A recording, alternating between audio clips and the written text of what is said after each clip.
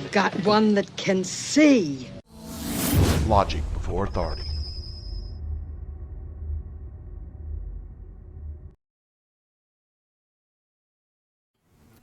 Hi guys, this is Daniel Alexander Cannon here on Logic Before Authority. Well, I got a bit of a whopper for you today. I think anyone that's got a heartbeat is going to find this very interesting. Now, you can see what the name is here, but I want to show you how this is all tied by this. You see, I can see Revelation 17 lining up. You know, Revelation 17, when the woman riding the back of the beast, you know, the woman that the Statue of Liberty stands for, the woman riding the back of the beast, and the beast rises up and kills her. You know, Revelation 17, which we're going to take a look at too. But I'm going to explain to you what's going on here with the war in the Middle East, okay? And, you know, you got to understand that there are multiple levels here that we have to be able to separate through discernment and understand. Okay, you got the story that the television, the live vision is telling you. And then you've got what's actually, you might say, being played out. And then you've got to also realize that all of this, for the highmost part, there are controllers that are in place. Okay, you see, you got to also understand that the war, this whole war and everything that's going on, and ultimately the fall of Mystery Babylon, the war is not between countries really in all of this. The war is on the people. Yeah, the people meaning you, and it means also the people in Iran, you know, regular people, not the controller billionaire types and all of this, though they're in with the system, you might say, the beast system. Okay, so you've got to realize there's multiple levels to this that are playing out. Okay, now what we can see is that Iran, of course, and Israel and the United States have been in a conflict. And they're going backwards and forth, acting like there's going to be peace. There's not going to be any peace. It's going to escalate from here on out. Okay? And then there's going to come a point where the chickens are going to come home to roost. It's coming. It is coming. And I'm going to explain it to you. You see, you got all these countries here: Iran, Saudi Arabia, Yemen, Oman, Iraq, Syria, Turkey, Egypt, Libya. You've got all these different countries, including India and some big boy players, China, okay, and Russia, and Northern Korea, and many other countries. There's no one that's not going to be affected by what's being played out. And it's being played out because it is a plan. It's the Great Reset, okay? That most of us, the good news is we're not going to go through it, okay? Because we're looking at Revelation 17. Guess what comes just a little bit before Revelation 17? Well, if I'm reading it correctly, it's when Christ returns, okay? So before this full-blown battle, before the chickens come home to roost, according to Revelations, we get out of here. I know some people say there is no rapture, there is a rapture. I tend to think that there is a rapture. And I tend to think, assuming that I'm correct, that the Bible is linear, meaning you've got, let's see here, you've got Revelations 13, 14, 15, 16, 17, and even 18. If these are linear, this means we fly before this really, really bad stuff happens, okay? And I'd like to believe that. I'd like to believe it. And I can say this, is that I can see that this is written out, and all these things that are going on that are written out in the Bible, they are playing out. Like Revelation 6, the 4 horsemen of the apocalypse.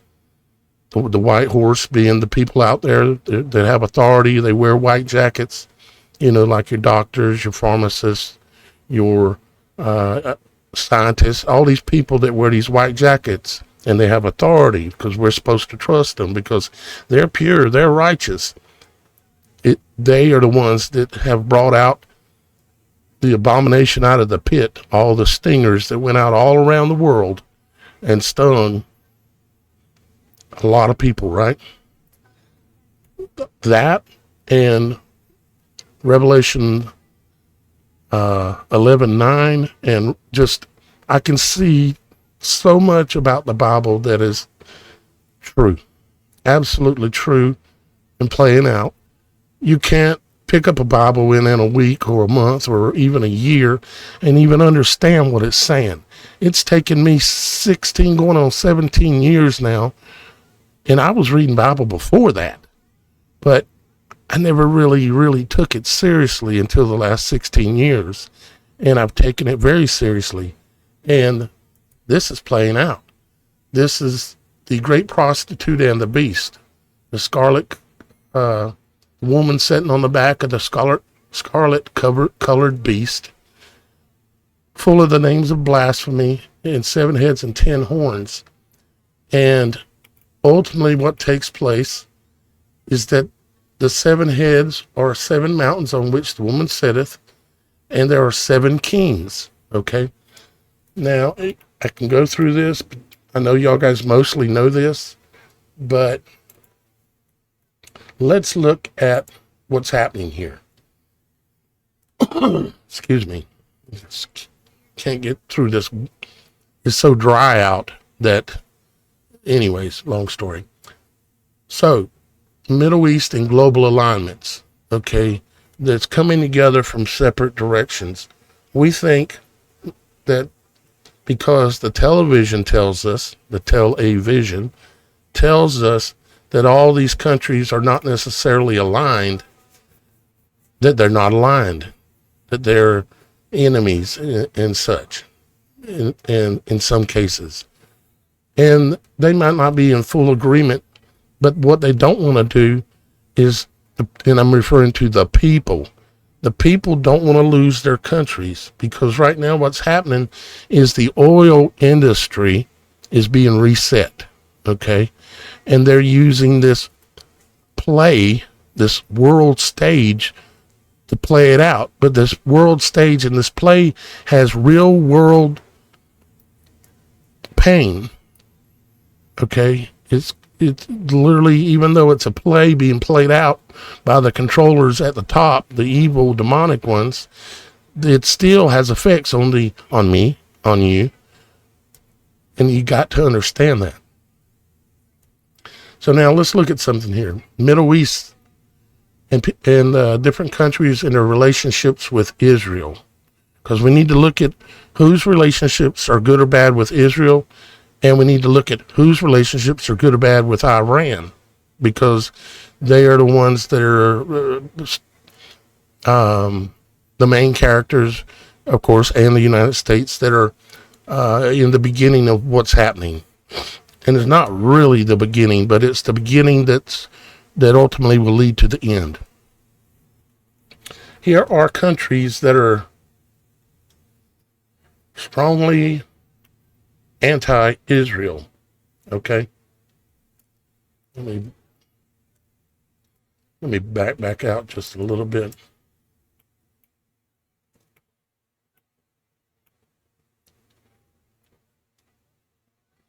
Right here. Okay, Iran. Okay.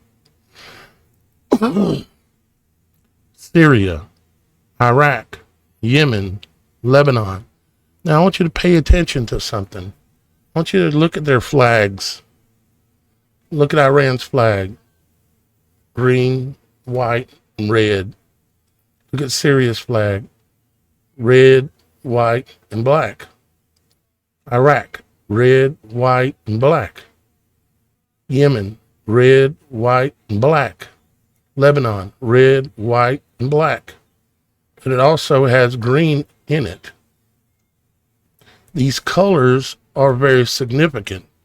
It also comes into play when you come over here and start looking at the colors that are inside of each of these other flags. So this is your core group, basically, okay? Straight up anti-Israel. Then you have what's called the opposed or no normalization. They don't really recognize Israel as being a country, okay? But they're not as quite as anti as these guys publicly or portrayed on the television, okay?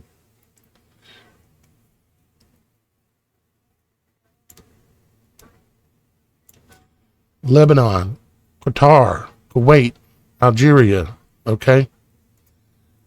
These guys, what's going to happen is these countries, including countries like Saudi Arabia, Turkey, Oman, they're going to realign or reset their agreements.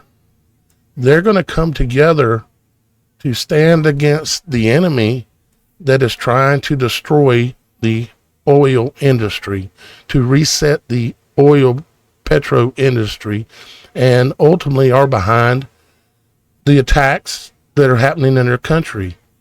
Now, would Iran be attacking Saudi Arabia if Israel and the United States was not attacking Iran? No, they wouldn't. Same thing with other countries like Oman and Turkey and Qatar and Lebanon and Kuwait. They would not have these issues either. The real problem here are the ones that are provoking all of this to happen. These countries are going to realign with each other, okay, against Israel and ultimately the United States, because Israel, it doesn't have enough industry and enough capability and enough manpower to pull this off. The United States and its people have been foolishly used to do this. That we allowed ourselves. I was in the military. I served 4 years, okay? And I was foolish. I was raised by the television. My parents believed the lie. And so I grew up thinking the United States is the greatest country in the world and the home of the free and the land of the brave. No, we're the land of the slave and the home of the sleeping person.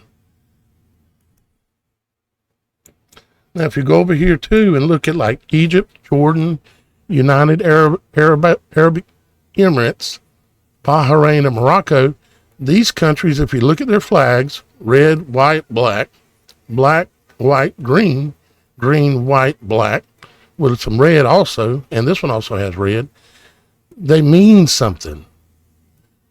And the fact that they have the same design even They're tied, okay? If in no other way, they're tied symbolically and tied prophetically, okay?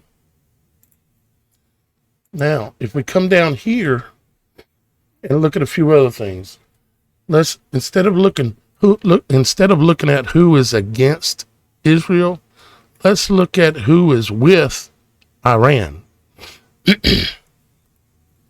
Well, North Korea, China. China is Iran's largest trading partner, major oil buyer. So when you are attacking Iran, you're attacking China's oil supply. Now, understand, again, there's multi-layers to this. The like Jinping or whatever his name is that runs China, he is a placeholder, and he has good knowledge of really what's going on, but there are controllers even above him.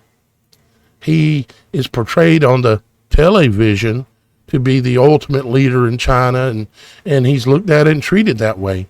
But ultimately, they know that there's a global reset going on. Here's a good way to put it.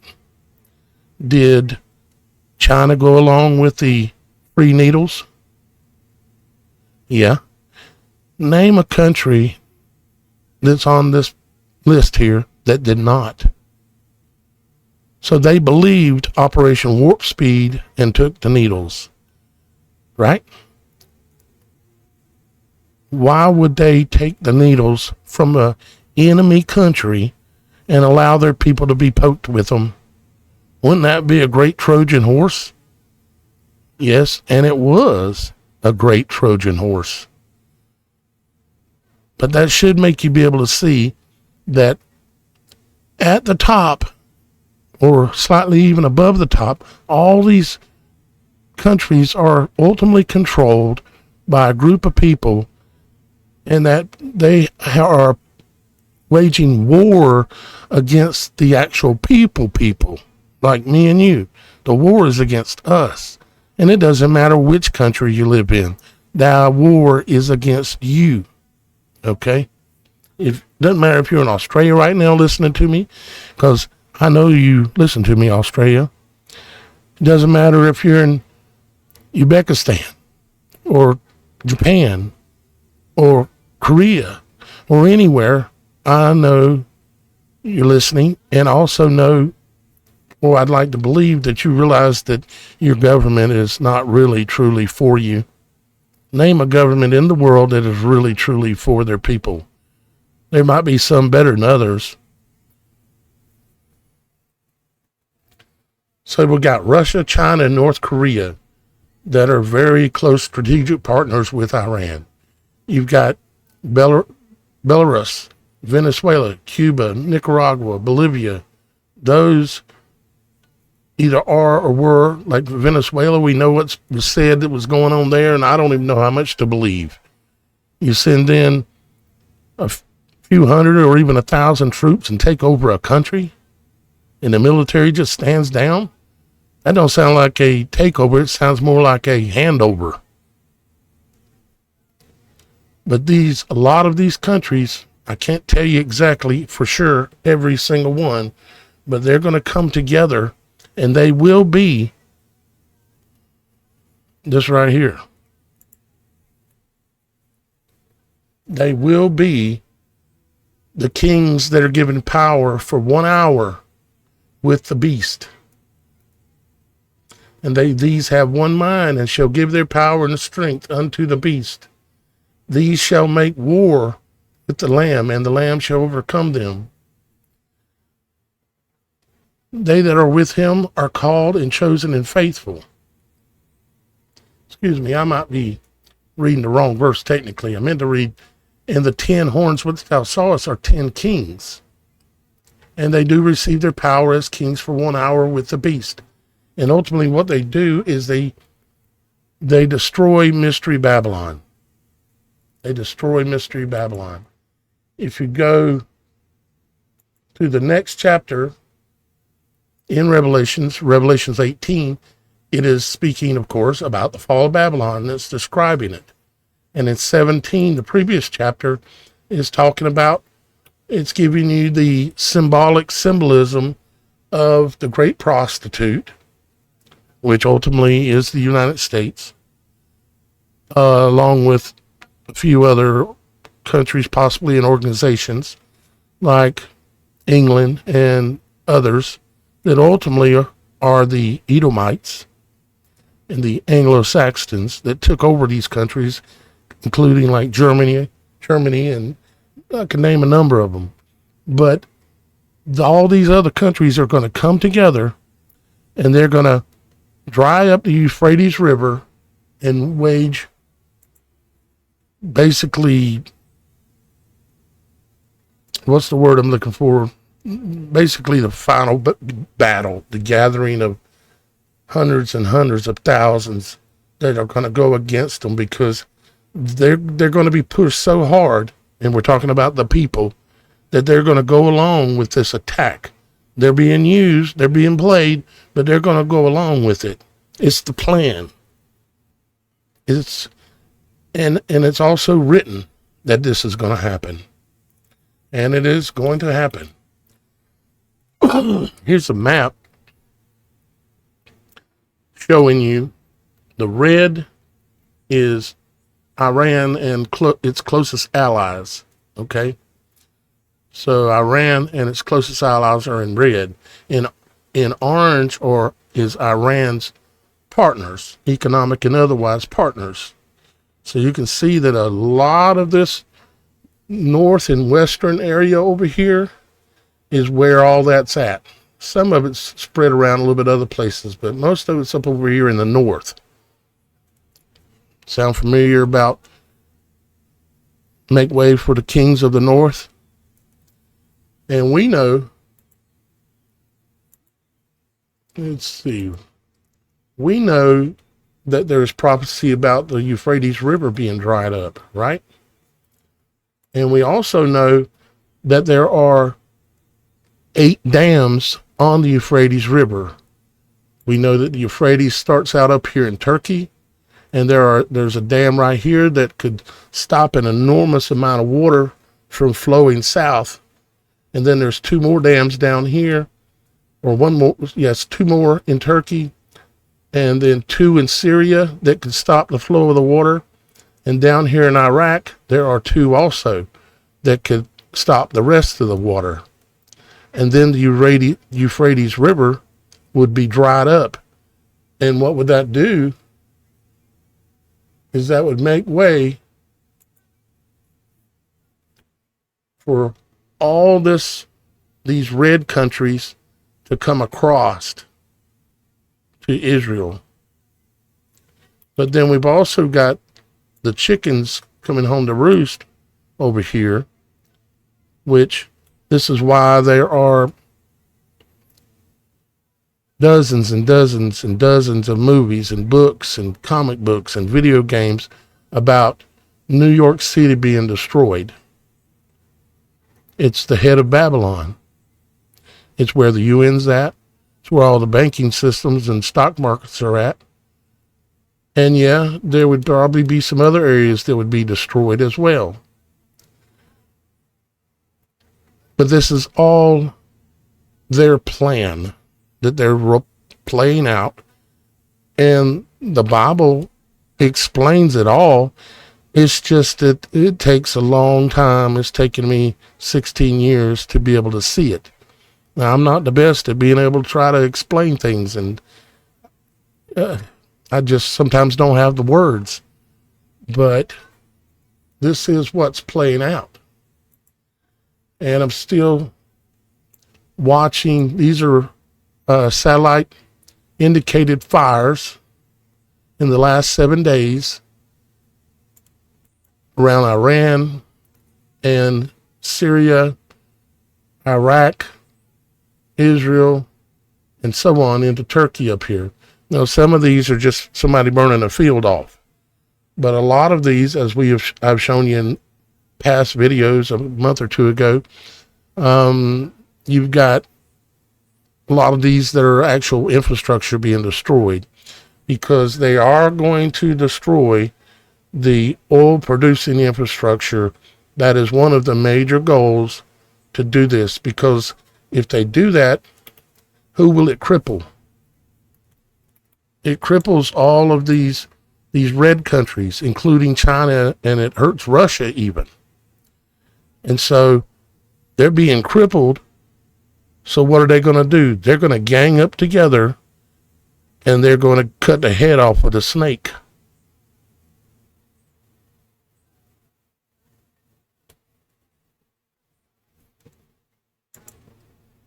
I hope you get it. This is the whole world. This is a soccer ball in the image of the entire world. And you got countries over here, countries over there, and you've got the United States right here. And you've got somebody in a ship, a Trojan horse ship that's attacking the United States at some point. You've got another Trojan horse right here.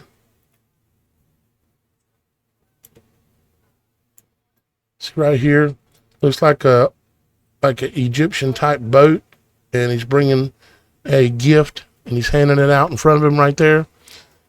But you can see right below the boat ain't a boat, it's a shark, meaning it's a Trojan horse. Okay, so when you see these gifts start to exchange hands between these countries, because they talk in peace and safety, beware. Beware. And of course, I've shown you the crossed swords and what that's symbolic of. It's a Saudi Arabian sign. It's actually an Edomite sign. Crossing of the swords. It's also a Masonic sign and symbol.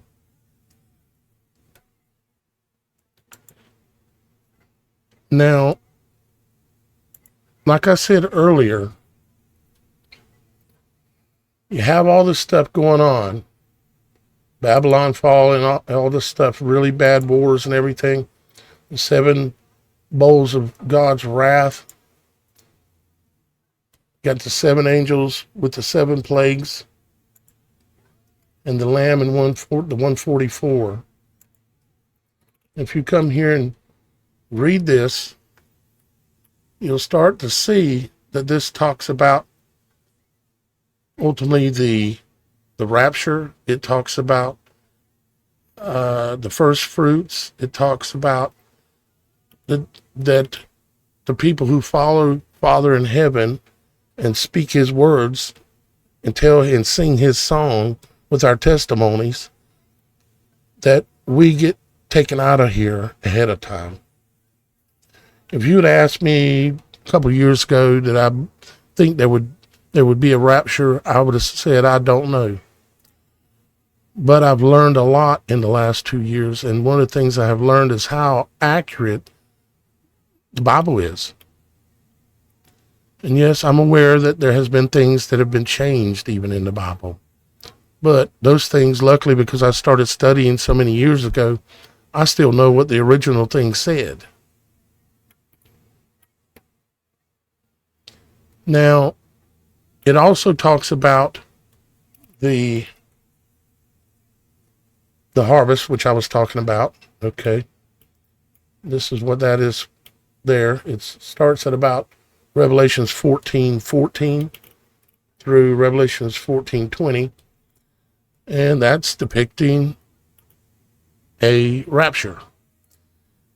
And this is, like I said, this is Revelations 14. From 15 all the way up, basically all the way down almost, is depicting what happens after the rapture.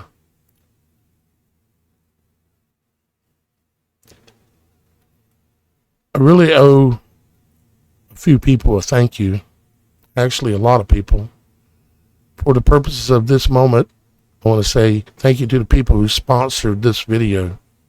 That would be Karen J, Marketing Automation, Robin W, John M, Robert G., Chris M., Jason S., and Billy W., and also some others as well that have sponsored other videos through this month so far, and like Gerald F., Bill A., Julie M., Diane M., Sandra R., Nicole D., Robin W. again, Karen J. again, Kimberly G., Brett M., Benjamin T., and Robin W. again.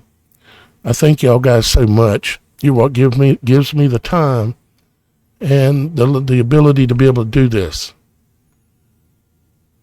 Many of you are what I call producers. Some of you donate just every once in a while, every few months.